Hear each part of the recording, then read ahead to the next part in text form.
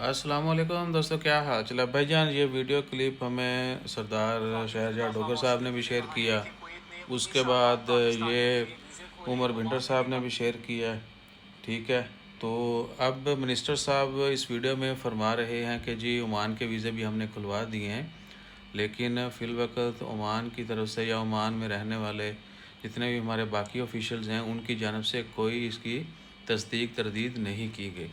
ठीक है जी, तो हमें तो ये लग रहा है कि शायद उन्होंने रवानी में बोल दिया है, क्योंकि इसका भी प्रेशर था, ओमान का भी, यूएई का भी। लेकिन हालात तो यूएई में भी वैसे के वैसे हैं।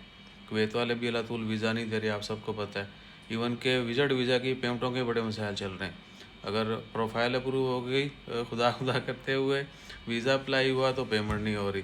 ठीक है, और यूएई के वीज़े अल्लाह ताला अभी नहीं लग रहे। हाँ, ये है कि डिप्लोमेट्स के लिए वीज़ा फ्री एंट्री हो गई। तो या तो वो सारी बातें नहीं बता रहे कि जी उनके अपने वीज़े जो हैं शायद वो अल्लाह ताला उनके लिए ओके हो गए हैं, वीज़ा फ्री एंट्री हो गई है यूएई में, या ओमान में भी हो सकता है हो गई हो। ठीक है ना।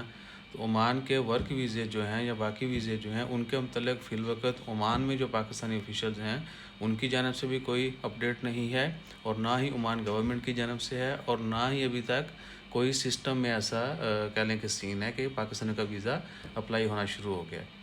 तो आज 7 जुलाई है, शाम का दिन है। बाकी अभी ये आज ही की खबर है, तो अगले 1-2 दिन में ही इसका जो भी कह लें कि कचचटा निकलना है वो निकल आएगा। तो आप लोगों ने पैनिक नहीं होना है, परेशान नहीं होना है। जल्दी उम्मीद है कि कल परसों तक ऑफिशियल अपडेट आपको ओमान से भी मिल जाएगी, और बाकी पाकिस्तान गवर्नमेंट मज़ीद भी इसकी तस्दीक तरदीद कर देगी कि ओमान इसमें शामिल था वीज़ा ओपनिंग में या नहीं था। अगर ओपन हुए हैं तो सिस्टम में क्यों नहीं ओपन हो रहे। ठीक है जी, तो वेट कीजिए। इंशाल्लाह उम्मीद है कल परसों तक हमारी एम्बेसी ऑफिशियल की जानब से कोई ना कोई इसके ऊपर अपडेट ज़रूर आएगी। जज़ाकल्लाह।